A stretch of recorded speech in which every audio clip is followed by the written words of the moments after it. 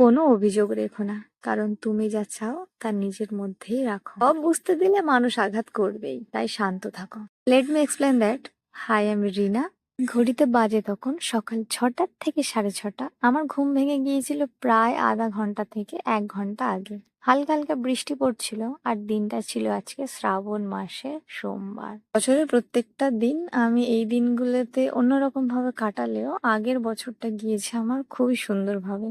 কারণ তখন যে আমার প্রিয় মানুষটা আমার সাথে ছিল। এখন আছে কিংবা নেই সেটা দূরের কথা। আছে কল্পনার জগৎ জুড়ে, বাস্তবে সে অনেক দূরে। ভালোবাসলে এক বুক সমুদ্র নিয়ে ভালোবাসা দরকার।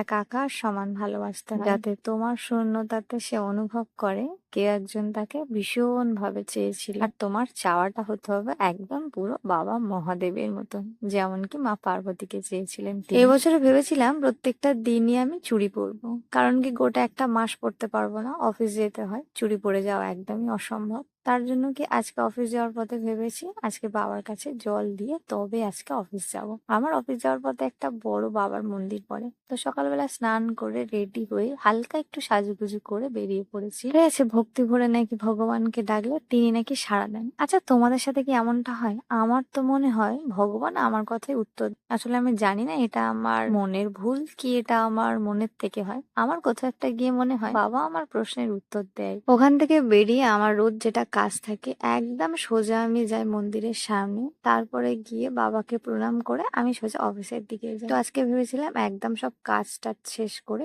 তবে যাওয়ার পথে বাবাকে জল দিয়ে যাব।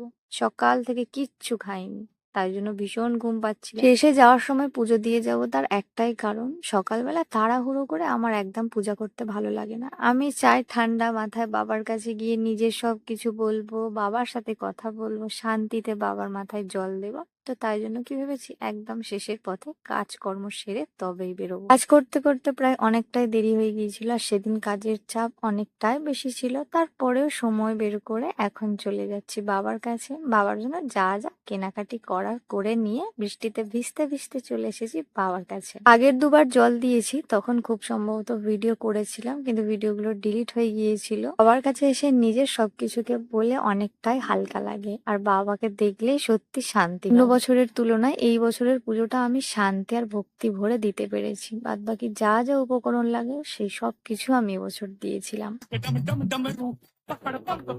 আর এই বছরের জল ঢালাটা অনেকটা শান্তি আর তৃপ্তির সাথে হয়েছে। পূজা শেষ করার পর চুড়ি নূপুর এগুলো পরে নিয়েছি, কারণ কি আমার এগুলো পরতে বেশ ভালো লাগে। আর আগের দিন রাত্রে আলতা পরেছিলাম, তো আমি নূপুরটা পরার পর আর কি নিজেকে একটু দেখছিলাম লক্ষ্মী ঠাকুর লক্ষ্মী ঠাকুর লাগে কি। মানুষের